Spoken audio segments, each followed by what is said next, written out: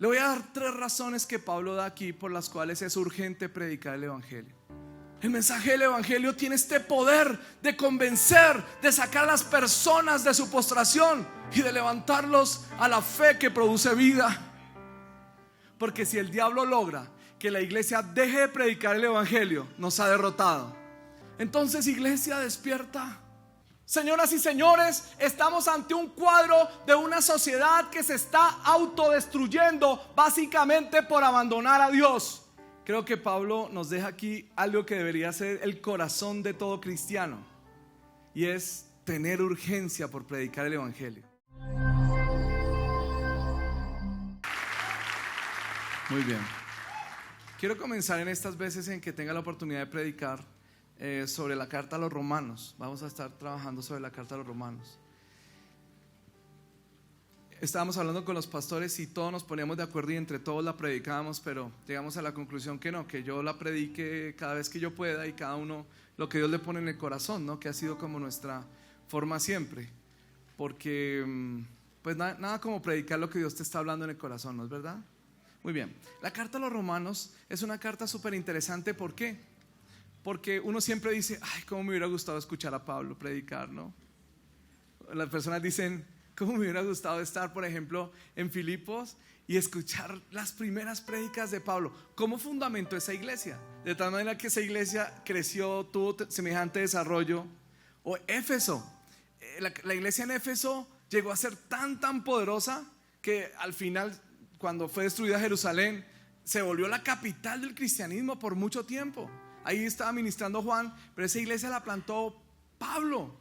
¿Qué sería lo que Pablo dejaba en las iglesias que las fundamentaba a tal nivel que las iglesias eran una revolución, trastornaban las ciudades enteras? Entonces, la carta a los romanos es interesante por eso, porque Pablo tenía tantos deseos de ir a Roma, la capital del imperio. Unos discípulos suyos habían comenzado ya una iglesia, y esa iglesia estaba creciendo y estaba desarrollándose, y él se sentía con esa carga apostólica de no he podido ir a colocar el fundamento. La iglesia está ya creciendo y no he podido ir a colocar el fundamento. Entonces él estaba como sintiéndose en un aprieto, en un afán, y entonces decide escribir esta carta, y en esta carta consignó lo que él predicaba en todas las iglesias como fundamento del evangelio. Así que es una carta excepcional. ¿Quieres escuchar las prédicas de Pablo en las iglesias cuando comenzaban? Léete el libro de Romanos, y ahí está todo el desarrollo del fundamento teológico del evangelio. Muy poderoso. Por eso es considerado uno de los libros, igual que Efesios, es considerado uno de los libros más importantes en el Nuevo Testamento, aunque todos son iguales de importantes, pero Romanos alcanza una plenitud de revelación teológica sobre lo que es el evangelio. Así que por eso quiero compartir esto, porque siento que nuestra iglesia necesita, como una vez más, revisar el fundamento y digamos cimentar el evangelio. Amén, ¿lo creemos o no? Entonces, den un aplauso al Señor por su palabra y vamos a comenzar a estudiar esta carta. Alguien decía un día, a mí no me hable de eso, que yo soy católico romano. Decía, entonces si tú eres romano, para ti es esta carta. Dígaselo al que está al lado, esta carta es para ti. Yo soy como es católico, apostólico y romano. Ok, esta carta es para ti entonces. Muy bien, gloria a Dios.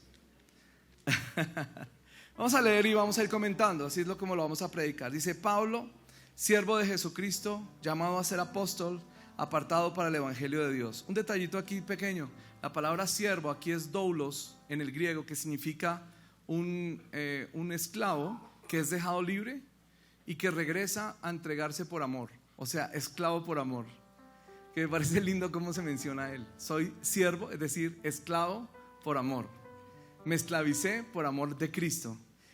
Pablo, siervo de Jesucristo, llamado a ser apóstol, apartado para el evangelio de Dios, que él había prometido antes por sus profetas en las santas escrituras acerca de su Hijo, nuestro Señor Jesucristo, que era del linaje de David según la carne, y que fue declarado Hijo de Dios con poder, según el Espíritu de santidad, por la resurrección de entre los muertos. Es decir, que lo que confirmó que Jesús era el Hijo de Dios fue la resurrección.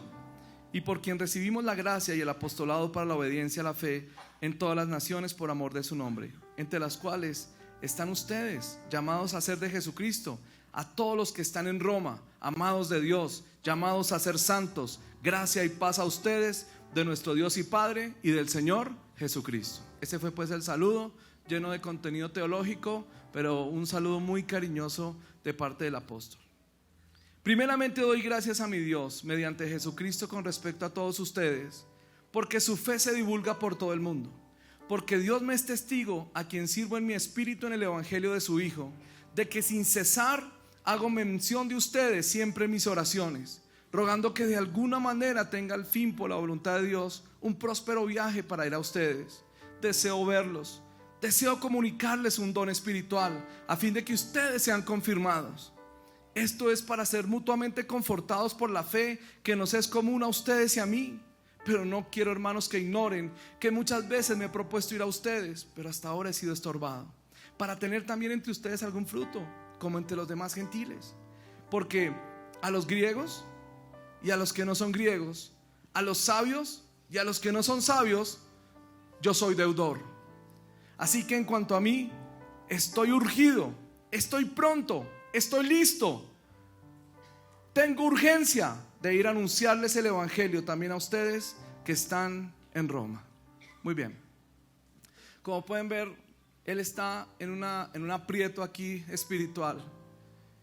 Y la pregunta que nos podríamos hacer para desarrollarla hoy es: ¿por qué es urgente predicar el evangelio? O sea, creo que no era una sola urgencia de Pablo. Creo que Pablo nos deja aquí algo que debería ser el corazón de todo cristiano, y es tener urgencia por predicar el evangelio. ¿Por qué es urgente predicar el evangelio? ¿Qué es el evangelio a todas estas? ¿Qué creen ustedes que es el evangelio? La palabra evangelio significa buenas nuevas, las buenas noticias de parte de Dios, que solamente en Jesucristo hay salvación. Ese es el evangelio, ¿no?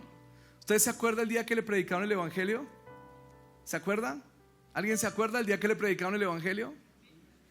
3 personas levantaron la mano. ¿Alguien más se acuerda el día que le predicaron el evangelio?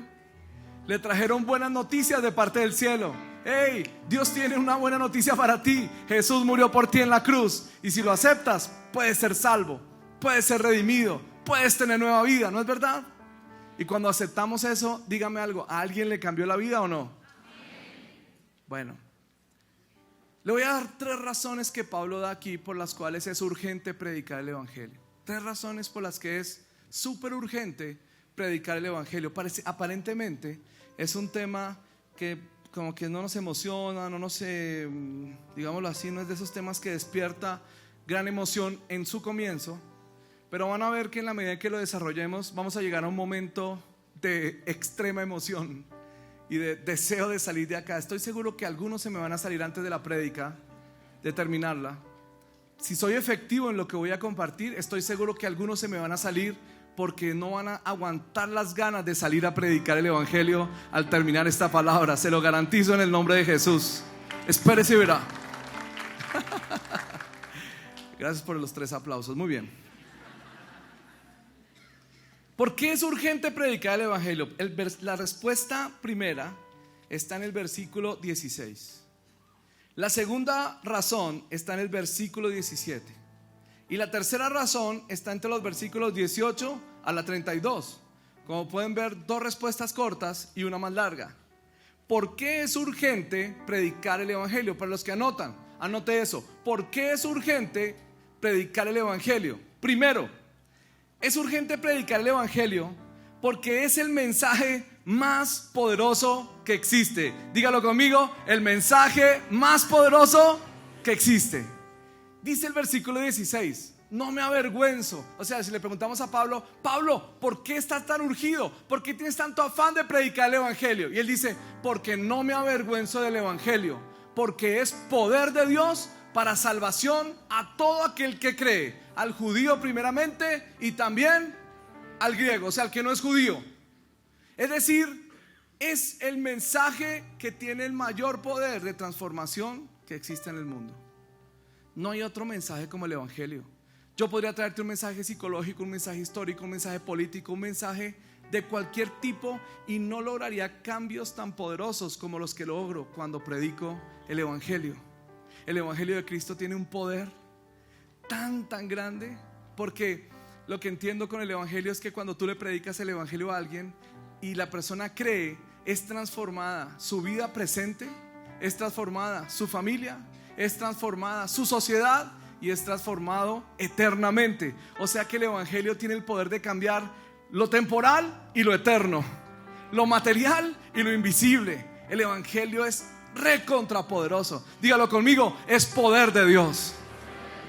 Denle un fuerte aplauso al Señor por el evangelio. Es poder de Dios. Dicen que un gran predicador inglés, Spurgeon, en una ocasión el pastor de él le dijo: quiero que prediques el domingo. Y él se asustó porque dijo: es mi primera vez, yo cómo voy a predicar. Y empezó a prepararse y a orar y a escribir su mensaje, y escribió todo el mensaje, todo lo que iba a decir, y decía: ¿cómo lo practico? En la iglesia hay que predicar muy duro, no había micrófono en aquel tiempo, entonces tenían que proyectar la voz. O sea, era una cosa bien compleja. Y entonces él dijo: voy a ir a practicar en un puente que daba a un río, y el río pasaba pues con una corriente impetuosa, así que le tocaba hablar muy duro. Y ahí empezó a predicar, y empezó a predicar el evangelio y Jesucristo y tal y esto y lo otro, y se lanzó un mensaje de unos 45 minutos recontrapoderoso sobre el evangelio. Al terminar dijo: ahora voy a practicar el llamado. Y dijo: si alguien en este lugar quisiera hoy aceptar el llamado de Dios y entregar su vida a Jesucristo, venga aquí al frente. Y en ese momento salió de debajo del puente un mendigo borracho. Yo quiero entregar. Entonces él bajó corriendo y oró por él. El hombre fue prácticamente liberado ahí en ese río. Se convirtió a Cristo, lo llevó el domingo a la iglesia, le compraron ropa nueva, y este pordiosero llegó a ser uno de los pastores más importantes en Londres. ¿Sabe por qué? Porque el evangelio de Cristo puede transformar las bajezas del hombre y llevar a cualquier persona a convertirse en un hombre de bien. Una prostituta puede ser transformada en una mujer virtuosa. Un ladrón, dígale al que está al lado, te habla, no mentiras, un ladrón puede llegar a ser un hombre íntegro si tan solo escucha el evangelio y lo recibe. Tiene poder. Tiene poder. Por eso lo que el diablo más va a atacar en una iglesia es que prediquemos otras cosas distintas del evangelio.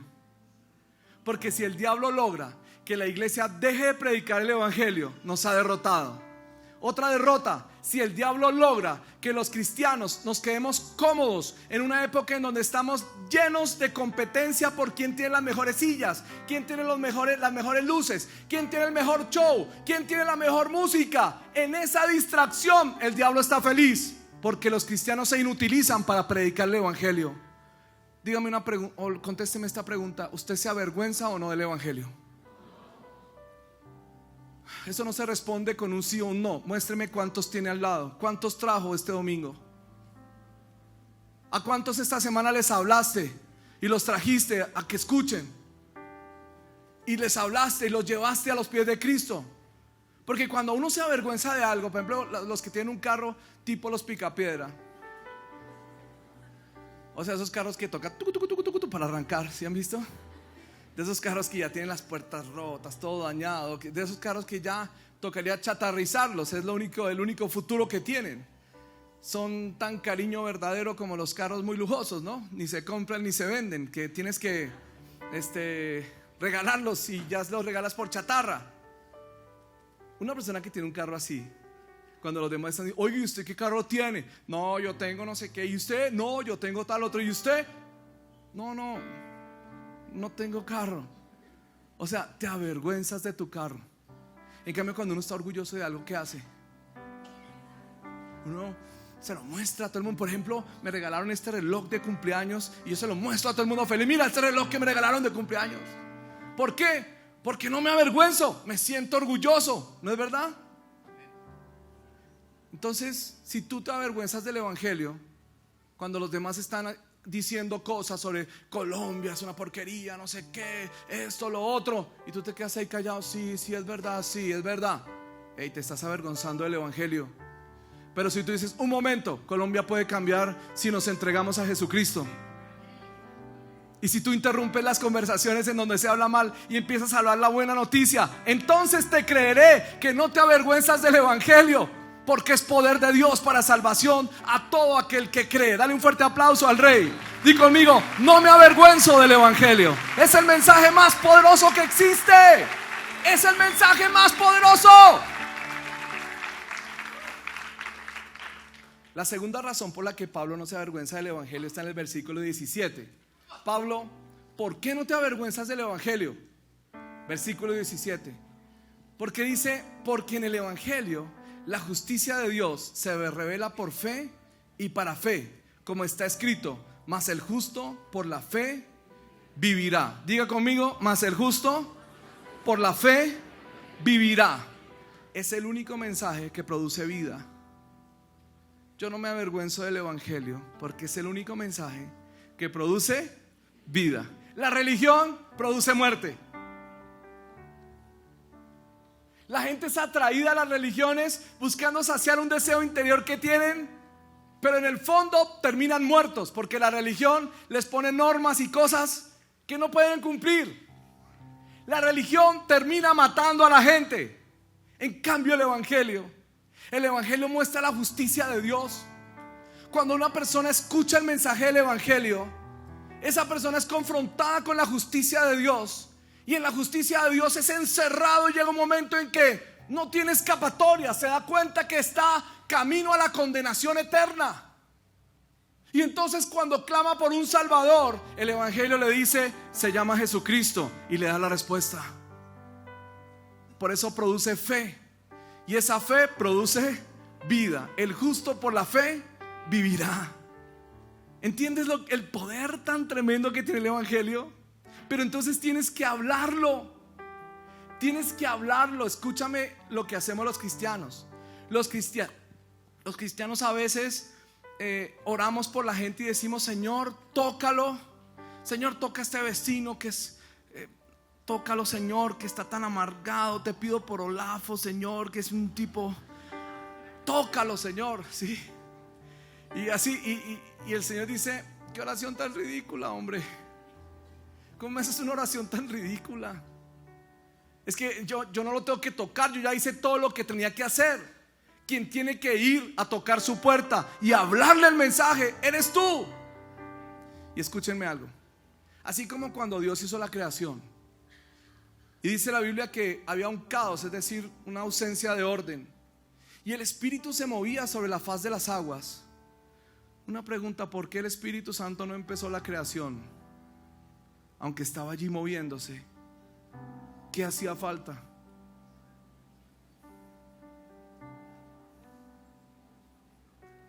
Estaba la creación, estaba la tierra, estaba sin orden, no había ni agua, no había nada. En aquel tiempo el Espíritu se movía sobre la faz de las aguas, ¿no es verdad? Es decir, si había agua, pero no había vegetación, no había lluvia, no había... Pero el Espíritu se movía sobre la faz de las aguas. ¿Por qué el Espíritu no empezó la creación? El Espíritu se mueve sobre la faz de todas las personas, pero ¿por qué no hace algo sobre ellos? Porque faltaba la palabra. La palabra activa al Espíritu. Cuando Dios llegó y dijo, hágase la luz, ¡pum! El Espíritu respaldó esa palabra y se hizo la luz. Cuando Dios dijo, sepárense, ¡pum! El Espíritu vino y no sé si me entiendes que cuando tú te quedas callado, el Espíritu puede moverse sobre la faz de una persona, pero no hace nada. Pero cuando tú sueltas la palabra de Dios y le dices, oye, Jesucristo te ama, Él murió por ti, por tus pecados, el Espíritu Santo viene y respalda, trayendo convicción de pecado, justicia, juicio, con tu predicación.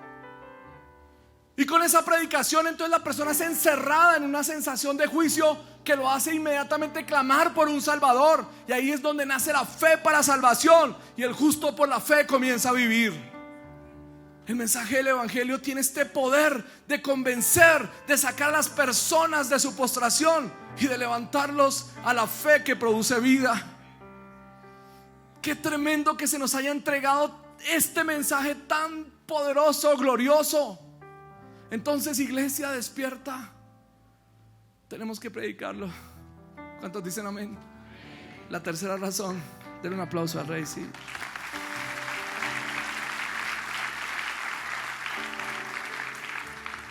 Es el mensaje más poderoso que existe. Es el único mensaje que produce vida.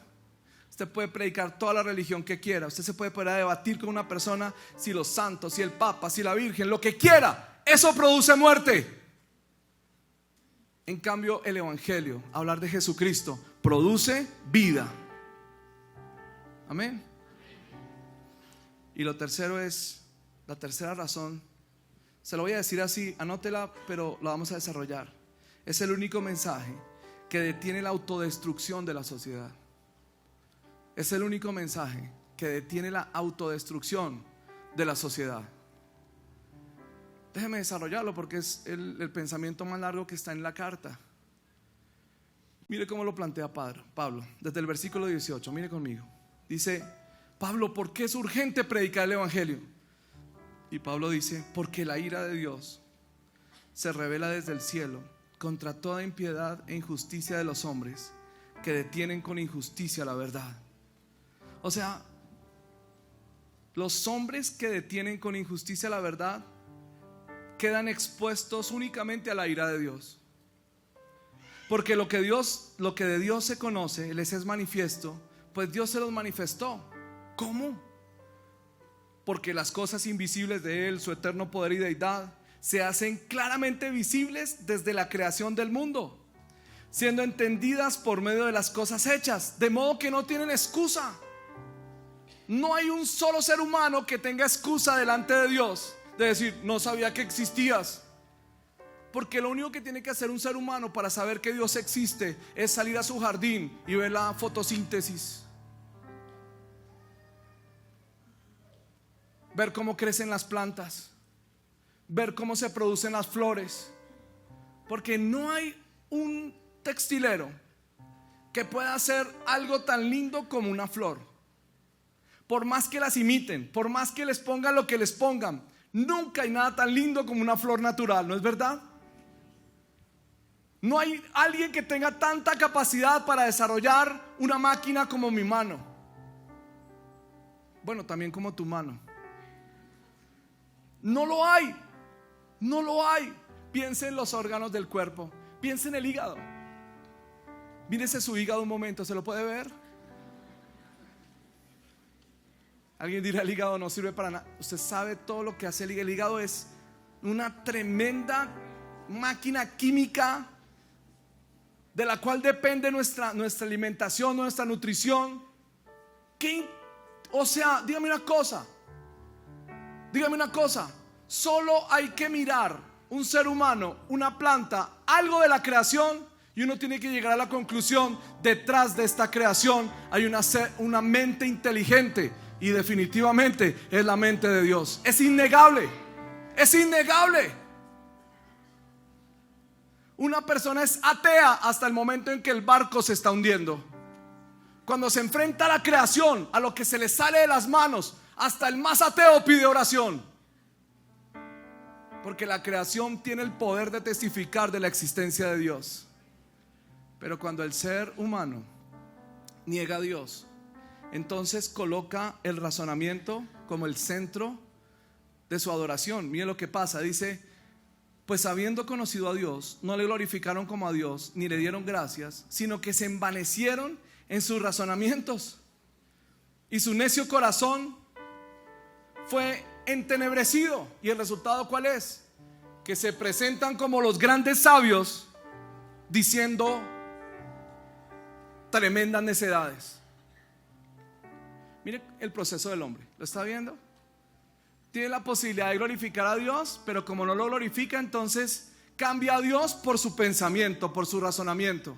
Y en su razonamiento llega al punto de publicar cosas con la más grandiosa sabiduría, pero son cosas necias en gran manera. Por ejemplo, la teoría de la explosión del Big Bang. Parece algo muy sabio, pero es una gran necedad. Me dices que todo este orden llegó a estar así establecido de una explosión. Te cuento que tienes mucha fe para creer algo así. Sería como creer que yo puedo agarrar aquí cientos de letras, meterlas entre un lugar, ponerle dinamita a eso, que explote y después ¡rum!, quedó armado el diccionario Larousse. ¿Qué fe tienes si crees en la teoría del Big Bang? O la gran sabiduría con la que presentan la evolución.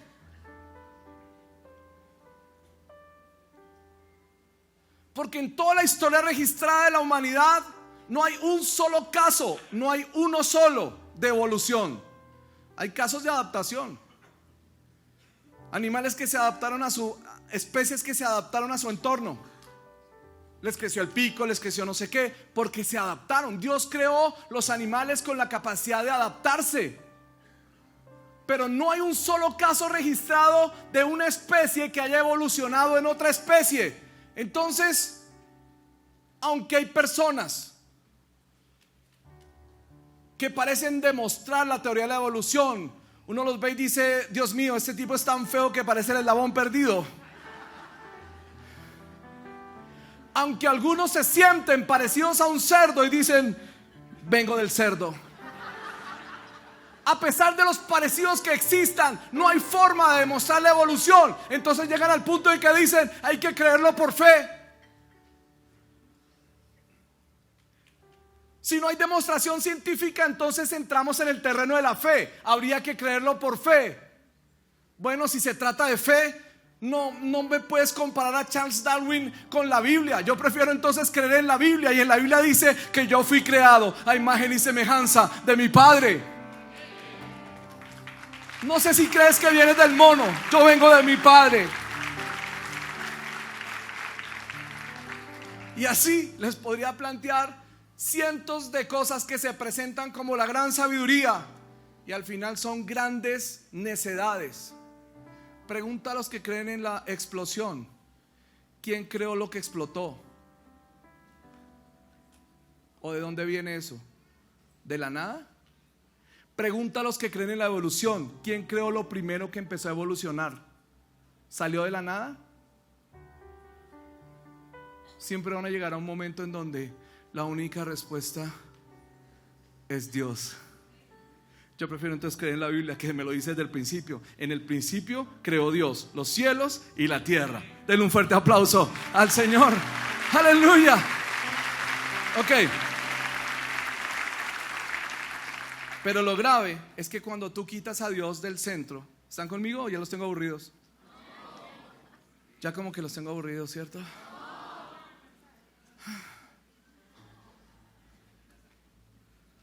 El problema es que cuando quitas a Dios del centro, uno podría decir: el problema del ateísmo es no creer en Dios. No solo es ese, el problema de quitar a Dios del centro y volvernos humanistas y volver el razonamiento al centro es que nos buscamos qué adorar y nos inventamos qué adorar. Y dice entonces el versículo 23: y cambiaron la gloria del Dios incorruptible en semejanza de imagen de hombre. Empezamos a adorar al hombre. Empezamos a amar más al hombre que cualquier otra cosa.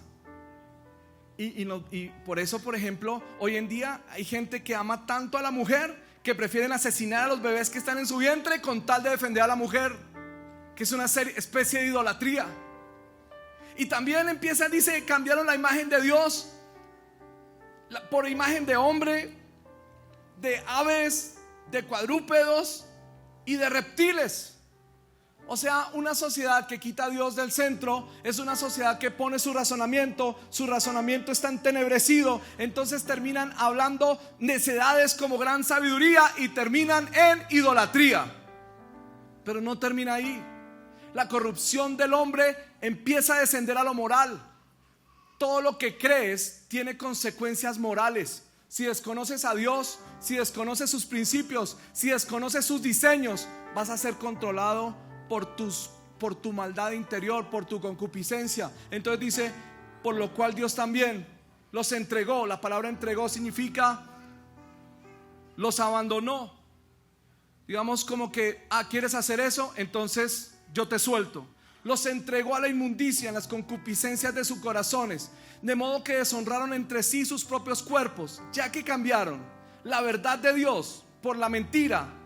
¿Notas esa frase? Ya que cambiaron la verdad de Dios por la mentira que te quieras inventar. Porque yo puedo decir hoy, señoras y señores, yo soy un flaco en el cuerpo de un gordo. Yo me percibo a mí mismo flaco en el cuerpo de un gordo. Y si ustedes se ríen es porque son de una sociedad heteropaternalista que me impone que soy gordo. Pero yo soy un flaco en el cuerpo de un gordo. ¿Por qué? Porque así lo creo y lo pienso. Y esa es la decisión que tomé. Y como soy el flaco en el cuerpo de un gordo, le voy a exigir al gobierno una cirugía para poder evidenciar lo que realmente soy por dentro. Soy un transgordo.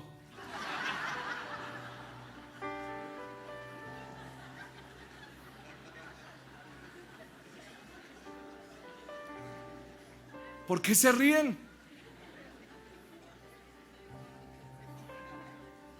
Discriminadores, homogordos o fobogordos, no sé cómo se dirá, gordofóbicos. No sé si me hago entender. Que cuando una persona cambia la verdad de Dios por la mentira, puede llegar a cualquier conclusión. Y sigue el proceso, dice, ok, por esto Dios los entregó a pasiones vergonzosas. Aún sus mujeres cambiaron el uso natural por el que es contra naturaleza. De igual modo también los hombres, dejando el uso natural de la mujer, se encendieron en su lascivia unos con otros, cometiendo hechos vergonzosos, hombres con hombres, y recibiendo en sí mismos la retribución debida a su extravío. O sea, una sociedad en donde esto se vuelve lo común es una sociedad que hace rato abandonó a Dios. Abandonó a Dios, cambió a Dios por su razonamiento, entró en idolatría y el resultado es corrupción moral. Y aumenta, se pone peor. Dice, y como ellos no aprobaron tener en cuenta a Dios, Dios los entregó una mente reprobada para hacer cosas que no convienen, estando atestados de toda injusticia, fornicación, perversidad, avaricia, maldad, llenos de envidia, homicidios, contiendas, engaños, malignidades. Las personas se vuelven murmuradores, detractores, aborrecedores de Dios, injuriosos, soberbios, altivos, inventores de males, desobedientes a los padres, necios, desleales, sin afecto natural, implacables, sin misericordia. ¿Notas esta palabra sin afecto natural? Nuestro ginecólogo, o más bien el ginecólogo de mi esposa, nos decía que, claro, ¿no? Lo considerábamos nuestro porque, como todos mis hijos, desde el 4º mes empezaron a pedir pista. El médico decía, el lugar más seguro para el bebé es el vientre de la mamá. Garanticemos que esté lo máximo que se pueda allí.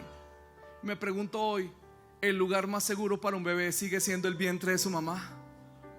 No. Miles de chicas latinoamericanas hoy están decidiendo sin afecto natural asesinar a sus bebés en el vientre para poder estar supuestamente bien. Señoras y señores, estamos ante un cuadro de una sociedad que se está autodestruyendo básicamente por abandonar a Dios. Y todo esto que estoy diciendo no es por juzgar a nadie, sino solo por señalar una situación de autodestrucción. El ser humano se puso en modo autodestrucción. El ser humano está acabando con el planeta. El ser humano está acabando con los recursos naturales. El ser humano está acabando con todo a su paso, pero sobre todo se está destruyendo a sí mismo. Poco a poco la raza humana se va a ir destruyendo más y más a sí misma. Va a llegar un día en que si todos son homosexuales, ¿quién va a tener hijos? Y las pocas que quedan embarazadas los van a abortar. ¿De dónde van a salir las siguientes generaciones?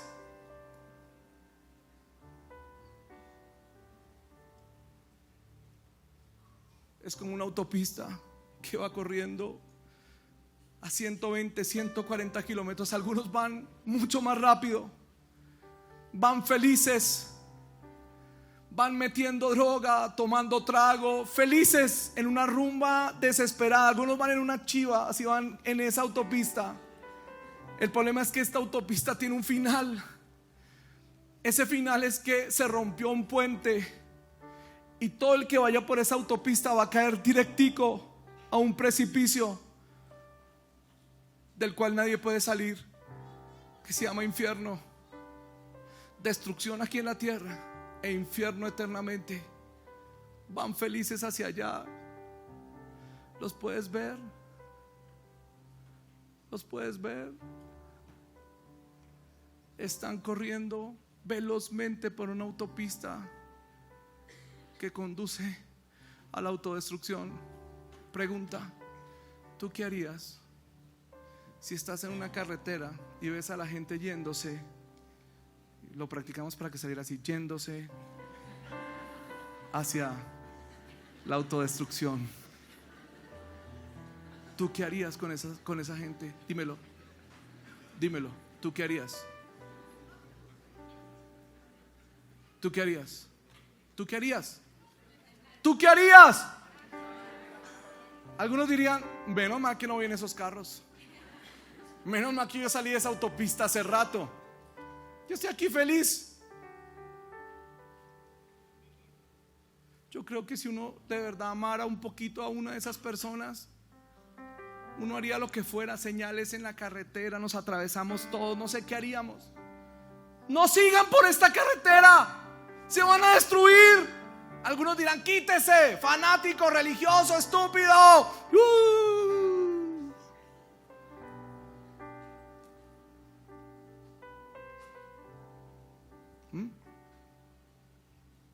Necesito 10 voluntarios. Rápido, 10 voluntarios, vamos, 10 voluntarios y voluntarias de todo. 10, rápido. Voy a repartir billetes de 100,000. Ahí sí vinieron todos rápido, ¿viste? No, mentira, no voy a repartir nada. 10 voluntarios. Hola, ¿cómo estás? ¿Cuántos tenemos? 1, 2, 3, ¿cómo te ha ido? 1, 2, 3, 4, 5, 6, 7, 8. Me faltan 2, uno más, un voluntario más. Vamos, un voluntario más. Gracias, Carlitos. Ya, 10. Ok, córranse para acá un poquito. Córranse para acá, para el centro. Para el centro. No, yo ya tengo los 10. Gracias. Muchas gracias. Gracias. Un aplauso para ella que se vino de voluntaria a estar acá. Muy bien. Ok. 1, 2, 3, 4, 5, 6, 7, 8, 9 y 10. 10 voluntarios. Piénselo por un momento. Si pensamos en el mundo, escuche, aquí se divide, córrete un poquito para allá, ustedes para allá. Esto es el occidente, en donde por historia se conoce a Jesús, pero la mayoría de ellos no han nacido de nuevo, solo saben de Jesús. De ellos, solamente ha nacido de nuevo, conoce de Cristo, es salvo. Ellos son los países orientales donde Jesús ni se conoce. Por ejemplo, aquí está la China, la India, está, no sé si me entienden. Ahí están. ¿Los pueden ver? Algunos de ellos tienen 3,000 dioses. Algunos de ellos podrían matar a un cristiano, pero respetan la vida de una mosca, porque esa mosca podría ser su bisabuelo. Creen en la reencarnación, creen en una cantidad de, como le digo, de necedades. Es decir, que si miramos al mundo, hay un 90% de gente que va por la autopista.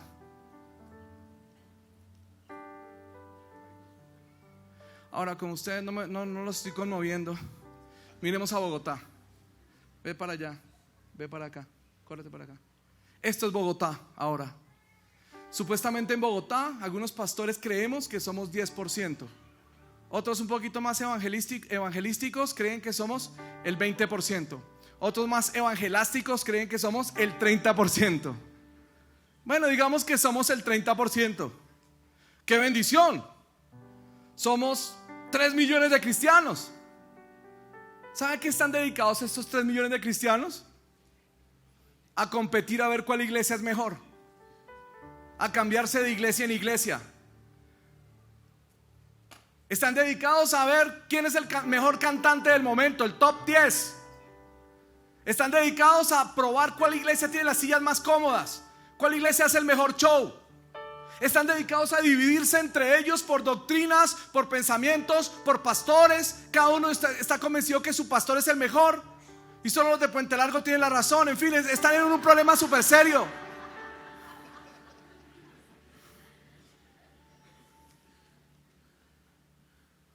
Mientras tanto, este otro porcentaje de gente están clamando todos los días diciendo: alguien que nos hable. Estamos en la inmunda, estamos camino a la perdición, estamos en una autopista que solo tiene un destino y es la autodestrucción y la separación eterna de Dios. ¿Alguien nos podrá hablar? Mientras tanto se están peleando entre ellos. Peleen entre ustedes. Ellos están discutiendo entre ellos. Ellos están...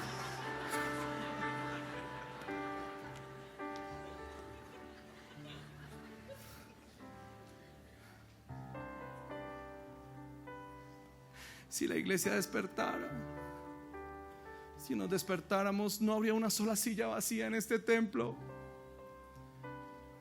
porque predicaríamos el evangelio donde fuera y siempre llevaríamos a alguien a la iglesia. Nunca iríamos solos a la iglesia. Yo creo que ir a la iglesia sin un nuevo es un pecado. Es como tener la oportunidad de decirle a alguien: hey, ven, escuchas. Yo, si no soy capaz ni de decirte, al menos ven y escuchas. Mira, la única respuesta para nuestras sociedades, Venezuela, Colombia, lo que quieras, es que la iglesia se despierte y el Espíritu Santo venga sobre ellos. ¿Te imaginas? Si el Espíritu Santo viniera sobre ellos, ellos se llenarían de un amor tremendo por los demás. No los juzgarían, sino solamente saldrían a abrazarlos, a hablarles, a decirles que en Jesús hay salvación. Y empezarían... Mira cómo les cambia la cara, ¿viste? Ahora ellos que van recibiendo también irían y abrazarían a los demás. Y cuando seamos 100% en Bogotá, entonces imagina la fiesta que haríamos. Yo creo que toda la gente empezaría a abrazarse, a saltar, a brincar, a hacer fiesta. Jesús es el Rey, Jesús es el Señor de Bogotá.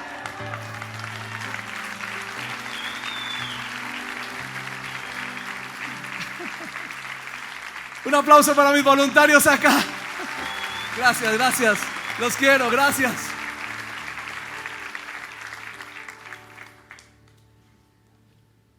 Salgamos a compartir el evangelio. Salgamos a compartir el evangelio. Un pensamiento final. Cuando estemos en la presencia de Dios, cantando santo, santo, santo. ¿Te imaginas? Cuando voltees a mirar y haya una persona sonriendo que te diga: gracias. Me acuerdo el día en que tú viniste y me hablaste en ese bus. Gracias a ti estoy aquí también. Gracias por llevarme al Señor. ¿Cuántos quieres que estén allá? Que sean tus coronas. Ver esa sonrisa será tu corona. Nada, ya saben que los quiero mucho. Bendiciones. Nos vemos pronto, ¿no?